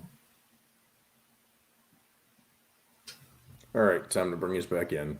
Fans, whether you're looking for a new or a used vehicle, Andy Moore Honda of Bloomington's got you covered. They're Bloomington's #1 Honda dealer for a reason. For deals like this, how about a new 2020 Honda Civic LX front-wheel drive lease for just $180 a month? Or a new 2021 Honda Accord LX front-wheel drive lease for just $270 a month. Andy Moore Honda of Bloomington, Bloomington's #1 Honda dealer. Come see us at the all-new Andy Moore Honda, now in Bloomington. This segment is brought to you by RE/MAX Advanced Realty, Indie Home Pros team by Cheryl Sizemore. Now back to the Golf Club at Eagle Point Studios for more Indiana Sports Beat Radio with Jim Coyle, presented by Andy Moore Honda of Bloomington. Here's Jim Coyle. Welcome back on this Tuesday. Kevin Brockway with me as always. The All-Star game tonight there's a couple of guys from Indianapolis that are in the All-Star game. And Lance Lynn, Kyle Gibson, Lance Lynn went to Brownsburg, Kyle Gibson's Greenfield Central. But I was just laughing, thinking, if you're Lance Lynn, can you imagine being in the Major League Baseball All-Star and possibly not even being in the top 2 most famous athletes from your high school? Yeah, Gordon Hayward, right? Gordon Hayward, and I'm assuming Tucker Barnhart went there, maybe. Yep. But any that's football, just hilarious. They have a really good football program. Any NFL players? Yeah, it's just a big school, man. I mean, I have to go out and dig, but I'm sure, not without question. But it's just it's one of those big old schools. Yep. Nice looking offensive school. Lineman, right? Joshua Sales, right? Kyle Gibson played for Missouri with the Rangers, with the Greenfield Central, also in the All-Star game. So you got guys of all sports that are reaching the elite levels. I mean, you got to keep those guys at home for college. Yeah. Are you an All-Star game guy or no? Remember a couple of years ago they changed it to like home field advantage, and it used to be fun. I don't watch it anymore. Is it an important game? Is it an exhibition? And not for me. I don't watch any All-Star games anymore. I mean, they don't care about All-Star games. I understand that. It's back in the day they cared about everything. Pete Rose knocking over Barry Fosse. Remember 19? But yeah, today it's just an exhibition, and I understand that. Before interleague play too, there used to be that mystery of like the AL and the NL. They were just completely like separate entities, and you had that mystery that you had in them facing. You don't have that anymore now because everyone plays everybody. Yeah, and it's such a different deal now. So we'll see. But yeah, it's pretty cool, man, having those guys. But it also is good for the state. I mean, for the schools to get. It's not just a basketball state, and we talk about football, how the football recruiting, keeping those guys at home is important, because if they keep leaking out to Ohio State and all those Clemson different places, you can't build. The Indianas can't build to that level. It's harder to build to compete with those guys when you can't keep some of them. So keeping some of those guys is of uber importance for multiple reasons. But that's one of them, to be able to compete on that level. You take a look at from like the 90s to about 2000, you take a look at the run that schools like, or even from the mid 80s, schools like Miami, Florida, and Florida State had, because they really locked down that state and the talent in that state. And then what happens, you have, all these other programs figuring out, hey, here's where the athletes are. And you don't have the same dominance. And now you have the best players from the state of Florida going to Alabama. They're going to Clemson. They're going to, some of them are coming up to Michigan and Ohio State. They're going all over the country. So, locking down that state is really important, and identifying who the best guys in the state are as well is really key. Yeah, and I think that the basketball staff is learning. Well, they don't have a big learning curve. You've got Thad Matta, you've got Dane Fife, who have been doing this in the Big Ten for quite some time. You've got a former NBA guy who is just a basketball mind. So there's not much of a learning curve for the staff. Maybe for Mike, for some of the college aspects, but he's got those guys there for that. And he's not needed for that. Now you need to learn that stuff, but he's got the guys he needs around him that knows all that he needs to know. They just have, it's just time. You can't just come in and replace recruiting relationships that have been established for a year already, which were the case for most of these guys that they came in and started recruiting. These other schools had been recruiting them for quite some time with other people, and now every single person that is now recruiting for Indiana was either not recruiting for them or recruiting for a different school, minus, of course, the assistants retained. Well, you had Kenya Hunter, and I think that was, the wise decision to bring Kenya Hunter back. Now all of a sudden, you ensure that Parker Stewart stays. You get Xavier Johnson, who I believe that was probably in the works even before Archie was fired. So I think you get those two guys. But even Kenya was only here like a year, maybe at most. So he didn't even really have a chance to establish kind of those in-state ties the way that you'd like to, or the way. He's probably more of a. But they also have a staff that has different areas of expertise. I mean, I don't think they're expecting Kenya Hunter to be an in-state guy. You've got Dane Fife for that. You've got Mike Woodson for that. Even Thad Mata to a degree, although he's not out recruiting. But you've got some guys that have the in-state touches. And so I think that'll cover that, especially as Mike Woodson's coaching career goes further, and gets reintroduced to some of these younger kids. But these assistant coaches, they're great for the outside areas, outside of the state. Kenya is probably a Northeast guy. Yasir Roseman is probably more the Southeast, which is certainly a lot of great athletes down there. And I think you've got an improving basketball in states like Florida and Georgia, and certainly a lot of athletic talent too down there. I think the thing about those Sunbelt states with basketball is it's still basketball is an indoor sport, and that's why I think the skill level up here you have probably a lot more gym rats because what else are you doing in the winter? Whereas down there they're playing football and they're outside all the time. There's less of a temptation to kind of stay in the gym and shoot all the time. You get the beach down there and so forth. But there's a lot of good. Texas is another state where you're seeing a lot of improving high school basketball talent. Certainly California is a great, the LA area. There's a great high school basketball talent there as well. Well, yeah, you're talking about a population standpoint of just sheer numbers. With Texas and California. But yeah, that's why you see the baseball teams are best from the coast and the Sun Belt states, all those southern state, warm weather states. That's where the better baseball programs come from. That's because they get to play outside longer. There's truth to that.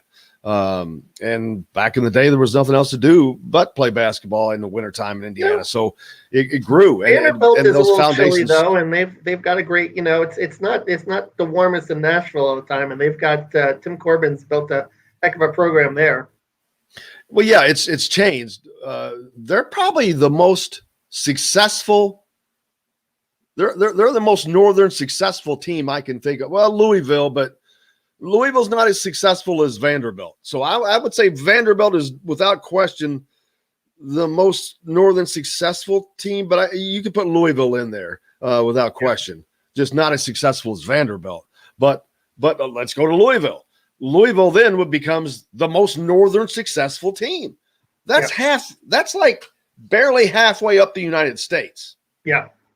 So the rest of the upper half of the country is, Indiana has been kind of bouncing, and that just shows you they're just above that line and bouncing. It matters. It matters tremendously. College World Series in 2013, and Kyle Schwarber, and hey, what a blow to him. Unfortunately, he was having that great year, and he has the hamstring injury. So. Let's see. We're not break time yet, but yeah, that's. You just don't see. Michigan is the only other team really in the Big Ten that has done much in baseball, and that's because I think they're just such a gigantic program.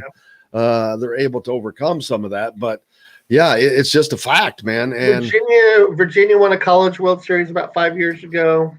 They weren't bad. They did some, there's a lot of talent out in that Virginia Beach area. Really good players. Coastal. That's still coastal though, man. That's still a lot warmer.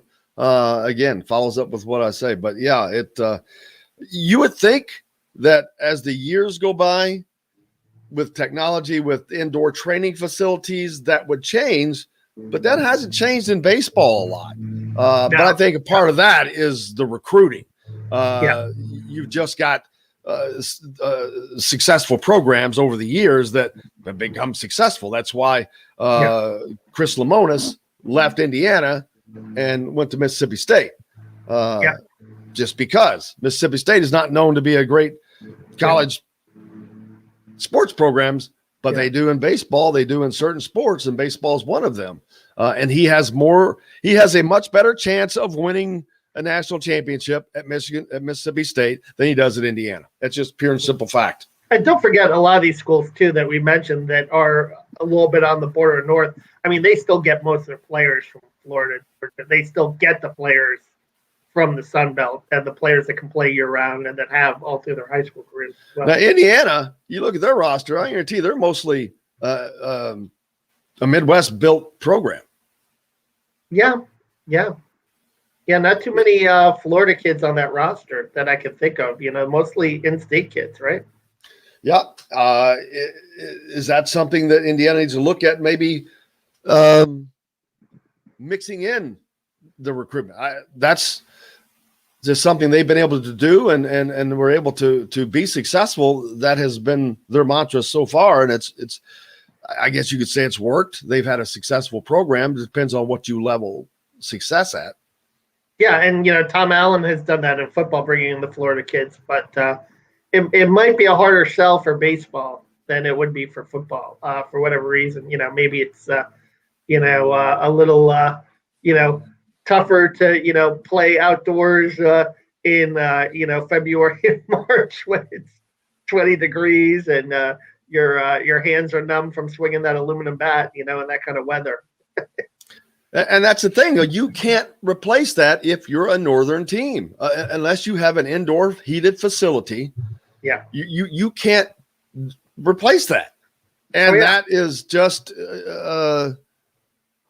you can't beat it when you're practicing against teams that get to practice as much as they want outside in those conditions. Yeah. I mean, I don't know how else that's going to change.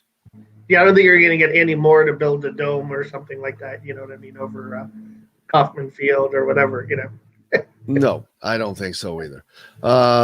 We got more to talk about. Let's see, the stigma of getting the higher recruits. We talked about that. Fort Wayne's the big recruitment yesterday was really cutting some grass there. But let's go ahead and take a break while Kevin cuts his grass, and we'll be back right after this. We'll be right back to the Golf Club at Eagle Point Studios for more Indiana Sports Beat Radio with Jim Coyle, presented by Andy Moore Honda of Bloomington. Hey, Hoosier fans, whether you're they're doing the lawn outside my complex, unfortunately. It always happens at the end of the show. It does.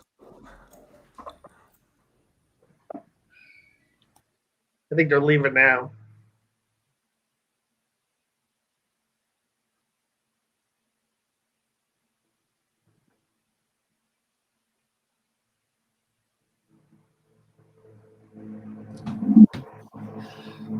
It's going to be interesting to see these recruits come up and play their senior season. Taven Jackson, who's going to Tennessee, of course, the guys that are coming to Indiana. They all have this senior season to play. It's going to be interesting to see this now because non-COVID year.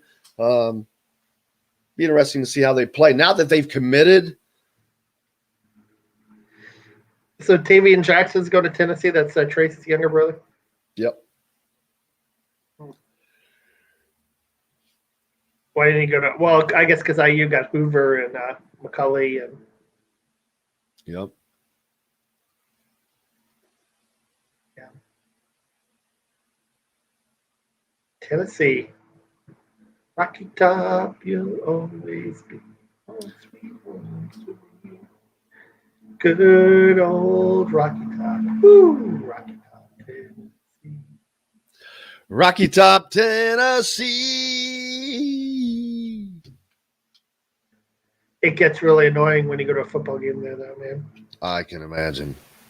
Yeah. Or basketball, too. They played at Thompson Bowling. That's a nice arena, the basketball arena in Tennessee.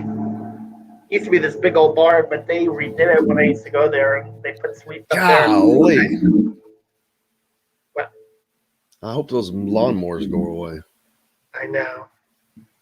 I don't know why they're doing it in the rain, too.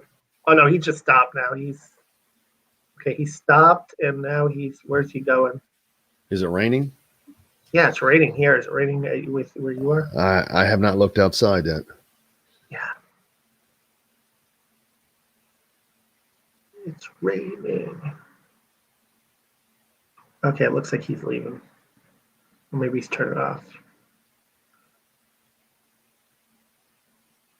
He's going away, so He's going away. you shouldn't hear Friends it. or on the golf course, Sam's Restaurants has multiple locations and something for everyone. Sam's Restaurant in Fishers has homemade coffee cakes and much more. Sam's Place in Broad Ripple has wings, tender steaks, and seafood. Sam's Ale House in Carmel and on 86th Street in Indy have a long list of craft beers and all of the right foods to go with.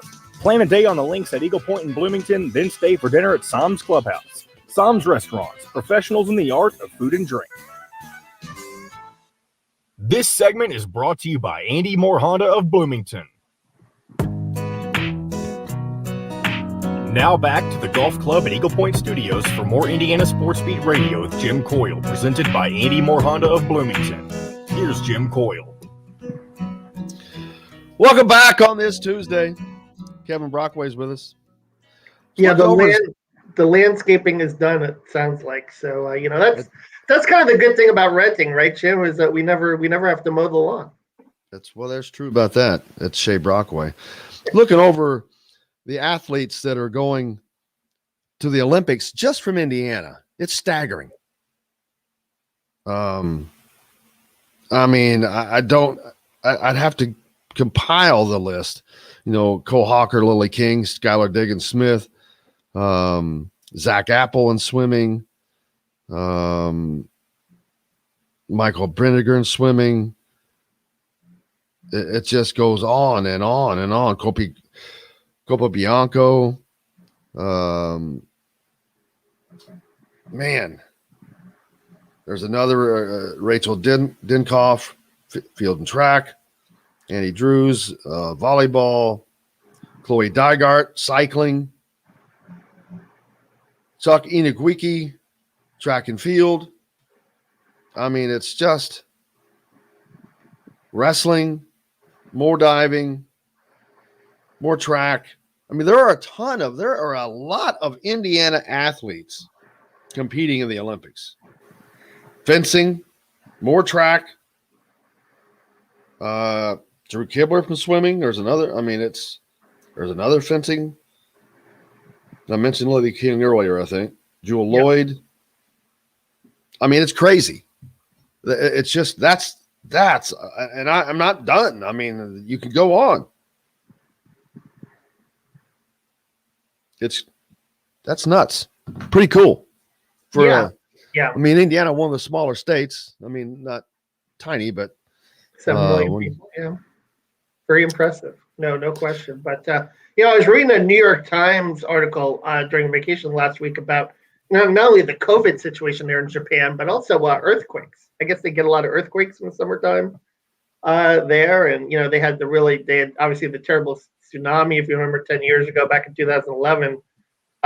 So it's going to be interesting to see how they pull it off. Fingers crossed, everything goes smoothly there with everything. But they obviously put it off for a year. We're in 2021, and here it is, and a great chance for these athletes from around the country to represent the U.S. and chase the gold. I did a story on Simone Biles for our CNHI Olympic page, and for her chance to chase history, getting the gold in the all around for 2 years, 2 Olympics in a row. And if she does that, she would be the first gymnast to do that since the 1950s, which is amazing. And she's all over the place on commercials, Uber Eats, and so forth, and tremendous talent, a tremendous story.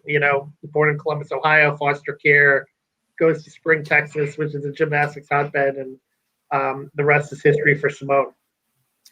That's crazy. Alan mentioning up, hard to believe that Ken Griffey never started an all-star game. Talking about old man. He was probably the weakest link on the Big Red Machine. I don't know if I'd say weakest link. That's probably not accurate, but yeah, I remember when he finished his career right with the Yankees in the 1980s, and he was a solid, good player. But he wasn't. Yeah, his son was the superstar, and it's hard to make an all-star game when you've got Hall of Famers, when you're surrounded by Joe Morgan, Pete Rose, Johnny Bench. those guys. I mean, you're surrounded by guys that are going to be in the Hall of Fame. So, but you have two. Now you have two juniors in this game, right? You have Vlad Jr. and Vlad was a Hall of Famer, and then you have Fernando Tatis Jr. And Fernando Tatis was a good, solid player at hit 2 home runs or 2 grand slams in an inning, which is something. But Fernando Tatis was not the superstar, But I think Fernando Tatis Jr. has a chance to be. But certainly both Vlad and Vlad Jr. could both end up being Hall of Famers. When did you see that? That would be remarkable if you have Vlad Sr. and Vlad Jr. Both going to the Hall of Fame. Indiana baseball not as affected this year by the draft. A couple of guys got tabbed, but unlike, was it last year? Like 11 guys got nailed, man. Yeah. They lost a lot. Montgomery, was an IU commit, right? And he's definitely going to go to the White Sox if he's a first rounder. Unless negotiations break down. You never know. I remember there was a Florida kid, I think it was about 10 years ago, a pitcher named Carson Whitson that was the first round pick of the Padres, and they ran into snags in negotiations. He ended up going to Florida, and he never really had a great college career, and I think he's an assistant coach somewhere, and he left that money on the table, which was, I think at that time, was $2 million. And it's amazing sometimes the decisions that you make, if it works out or it doesn't work out, it's certainly a gamble. Billy, Moneyball, baby. Yeah, Billy, is this about you, Billy? Is this about you, Billy? Yeah. A Moneyball reference there. What did I see? Someone said you're a wings guy. You a wings guy? They think you're a wings guy? Yeah. Oh yeah, no, I'm Buffalo's. I love Buffalo's. Like Hooters and Twin Peaks or whatever. Hooters wings aren't really that good, but the buffalo chicken sandwich at Hooters is not that bad. The food is terrible. Yeah. The food is just it's but not Buffalo's good. Buffalo's is tremendous. Yogi's, yes. Yogi's chicken Yogi's chicken good tenders. wings, yeah, decent wings, yeah. Took my daughter there yesterday. My daughter Kylie's in town before she heads off to Ole Miss. Ole Miss visiting. Yeah. Yep, she'll be heading there in the fall. As we head off, and like I said, we've seen a lot of video of Michael Penix throwing the ball here of late, getting people excited, seeing him move out of the pocket. That had to give everyone a thrill. We've talked about this before. The fans have got to do their part now for that program to succeed. If they're going to try to compete, you have to have the other components, and that's fans in the stands, because their stadium is half the size of most of the people that they're really trying to compete against. So they need everything that they can get, and not allowing the opposing fans to buy up so many tickets, which has been the case for a lot of times. Be loud during games too. I remember back in the day when Miami was really going, and I was a student there in the Orange Bowl, and it was enclosed like that. You get loud in one of the end zone, and you cause a penalty. The Swamp at Florida, it's the same thing.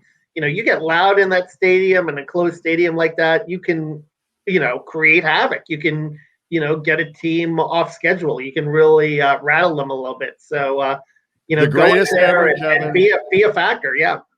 The greatest ever in 1987. Indiana was playing Michigan, and when they beat them, Bo Schembechler, Indiana's end zones were not even enclosed. They just had the two sides. Schembechler had demanded a timeout because of noise. In a stadium that sat, I don't know what the seating was then without the ends, probably still around 50, but half the size of the stadium that he sits in, most of the time, he had to call a timeout, a force, and got one, was given one by the officials to run a play. It's still mind-boggling to me that but didn't work. But that's how loud it can be. And now that the stadium is enclosed, that would keep that noise in there. It would be amazing to see what that stadium can sound like. I don't know that I've heard it. I just don't know that I have heard it to that level. The Ohio State game was fun a couple of years ago, but this year should just blow the roof off of everything when you've got a Cincinnati team coming in, you've got an Ohio State team coming in. and those games should be of uber importance like they've never have been before. It's definitely the fans have got to do their part too. Yeah, I think Cincinnati, that's going to be, especially if you beat Iowa, and even if you don't beat Iowa, that still becomes a huge game. And if the fans can get out there and they can kind of, impact things and make things a little harder for Cincinnati to operate, then that could help the 12th man. I mean, it's huge in any stadium, in any sport. And you see it in Assembly Hall, and I mean, Archie referenced that last year at Assembly Hall about, not having that home crowd that can really kind of spur a team on and rattle another team. That makes a huge difference, in terms of how loud it gets there, and I'll tell you what, it's going to be probably pretty loud in the Carrier Dome too. I've been there in terms of when Indiana goes there and plays in the ACC Big Ten Challenge too. And that's going to be a good test for the Hoosiers as to how to handle a road environment that you're going to see throughout the Big Ten schedule. Without question, looking forward to it, and I can't wait. I'm excited about just to cover this football season because it's the first post-COVID. We're going to have fans in the stands wherever the games are. It's going to change everything. It's going to be just an exciting time. Programs like Indiana that are not traditional that have risen up. We've got the 12-team potential playoff. Is that a done deal yet? They're going to talk about it in the fall, I think. Yeah, but it's not going to be for this season. It probably will be 2023 at the earliest. So I think it's still a year or two off if it does happen. But we've got the college football playoff finals scheduled for Indianapolis in January, which should be fairly exciting. Whoever's going to be there, and there's always hope. You always cross your fingers. You wouldn't think of that years ago, but hey, look, Indiana wins the Big Ten. They upset Ohio State and win the Big Ten title game. You never know. Wouldn't that just be the craziest thing of all? I mean, it's not like they were so close to beating Ohio State last year at Ohio State. Mistakes cost that game. Seriously. I mean, you take away the pick six, you take away the two fumbles inside the red zone.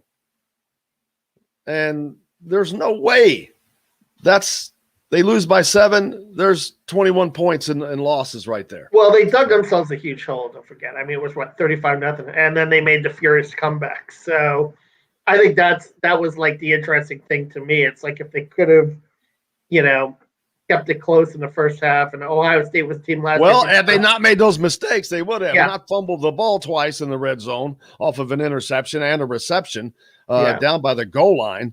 That changes the whole game. They did have the ball with about 3 minutes to go to tie the game and, couldn't move it. I mean, Ohio State's defense did tighten there. And, maybe Indiana was a little maybe nervous in that situation, in that spot. But we'll this year you get them here. You get Ohio State here. But you got to take care of business before that. A lot of tough games. Certainly beginning with Iowa up at Kinnick Stadium. That's going to tell us a lot about, the team's fortunes this season. Absolutely. But I mentioned a golden era could be coming for Indiana sports. I mean, we're talking about the potential of this football season. We don't know what it's going to end up. Talking about the potential of the basketball season. We don't know how that's going to end up. Women's basketball is set to be in good shape. Of course, soccer on both sides, men's and women's, and baseball. You've got others swimming that is doing well in addition to that. But the Big Ten itself, how's the Big Ten going to be? There's just so many questions because of so many different reasons. You've got the transfer portal. You've got guys that have just left for whatever reason in whatever sport. It is going to be, I don't know that anybody knows who's really the teams to beat right now on both sides, on football or basketball, because of the change of this massive change that we've seen in college athletics, the transfer portal being one of the bigger ones. But you just don't know who has what. Yeah, and I think that you don't know, like, there's so many different variables too. There's injuries, there's health, which is a huge factor as well. How teams are going to hold up and stay healthy during the course of the season, and momentum. And sometimes it comes down to break. Jennifer Land, OSU friends already bought IU football tickets this morning. I need better friends. I know. Ha ha. Yeah, there you go. See, Ohio State fans buying those tickets up, man, getting smart. Yeah. But hopefully they'll sell those out. But yeah, but that's Indiana has got to become a place that in football, which is, again, they don't have the tradition, but where you don't let that happen. You cannot let an opposing team come in and have 30% of the seating. Well, aren't they doing? They're doing the 3-game deals, I think, and I think that's going to help too, because that's going to kind of keep the in-state people, and Ohio State being part of that package. You're going to get more people that don't want to commit to season tickets, but they'll go to the Ohio State game and maybe 2 more games financially. That might be something that could reduce that capacity a little bit. Absolutely. Let's see. What the heck's that from? That's old. But yeah, Harry Kreider. How's Harry Kreider doing? I mean, Philadelphia Eagles camp, right? I think he's going to be there, and Kosida, academic All-American. Love Harry, great kid.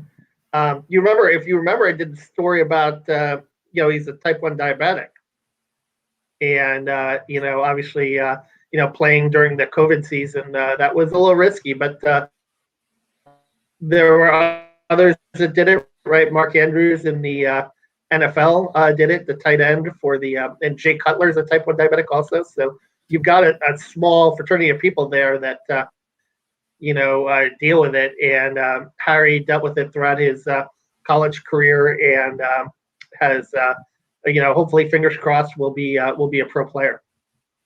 Chris asking about what about the barbecue guy coming? I'm assuming he's asking about George Leach and the Uwe barbecue. Yeah, he'll be up there for the Cincinnati game and the Ohio State game. So looking forward to that. Some great food. Reds games. What's your favorite barbecue? Well, are you a brisket guy? Or are you a ribs guy? Oh, type. That's hard to say, man. If it's a really good rib, that's hard to pass up because they just fall off the bone. I'd either go with pulled pork or ribs. Yeah.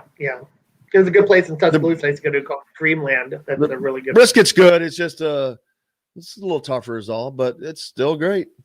I wouldn't pass it up. If you had some for me right now for breakfast, I would take it.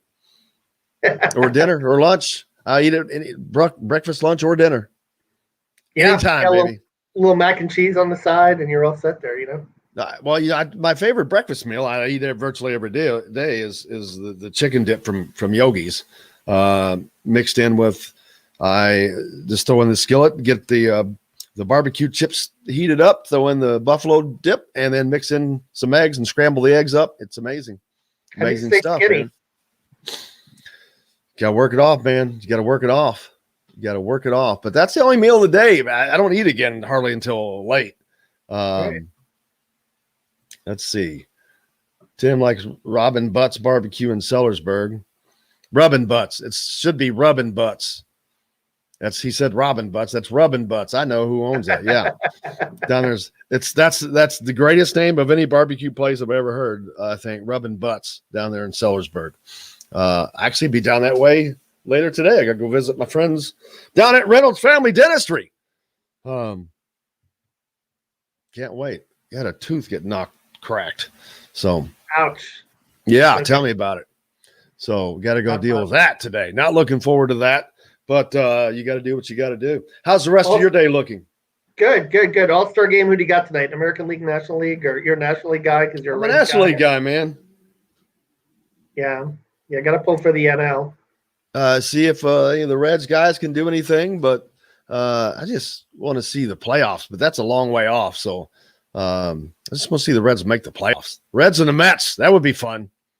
Why not? Yeah, you can always dream, and we'll see him next week. And I think they come to Citi Field at the end of July too, so it's going to be a lot of Mets-Reds games coming up in the next couple of weeks, and it's going to be tough. They've got a tough lineup, man. They got some guys that can really hit the ball up and down that lineup. So, you know what? Next week we need to talk about Heisman hope for Michael Penix. Someone like Michael Penix, who plays for Indiana, not Alabama. I know it used to be possible. It would take such a spectacular year. Anthony Thompson, when he finished runner-up and got robbed out of the Heisman Trophy over Andre Ware, he should have been the Heisman Trophy winner because of what he did was so much harder against the talent he did it against for the team he did it for. None of that is taken into consideration. It is now more of a popularity award. But can you imagine if Michael Penix played for Alabama, Clemson, Ohio State? I think if, they beat Ohio State, you know what I mean, and they can win the Big Ten, I think Michael Penix will get some really strong consideration. But you got to win. I think that's the key too. You got to impact winning. And Mike will get a chance to do that this year, but first things first, get him healthy, get him back on the field. That looks really promising. It's basically an award for the best player on the best team now. Yeah, and it used to be the best player. But that's what it is.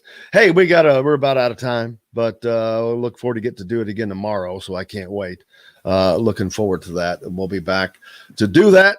And Kevin, what you got coming up next? Yeah, I'm working on that countdown, Big Ten countdown. So we already have Rutgers and Maryland in the books, and you'll see the rest of the teams in the coming week. Little short previews of each Big Ten football team as we head to the Big Ten Media Days at beautiful Lucas Oil Stadium in Indianapolis. Heading that way, man. We're getting closer and closer. I hope you guys get to go out and have a great rest of your day. If you're listening on radio, whether it's in Evansville, stay tuned for Dan Gursky or wherever you may be. Stay tuned for what's coming up next. Otherwise, we'll be back tomorrow to do this all again. For big thanks to I can't get Mike's last name out. Mike DeCourcy from the Sporting News, of course, Kevin Brockway, and Chronic Hoosier. We'll be back to do this again tomorrow. Thanks to you guys. Most of all, without you, there's nothing for us to do. Until then, I'm Jim Coyle. I will see you on the radio. And John, the producer.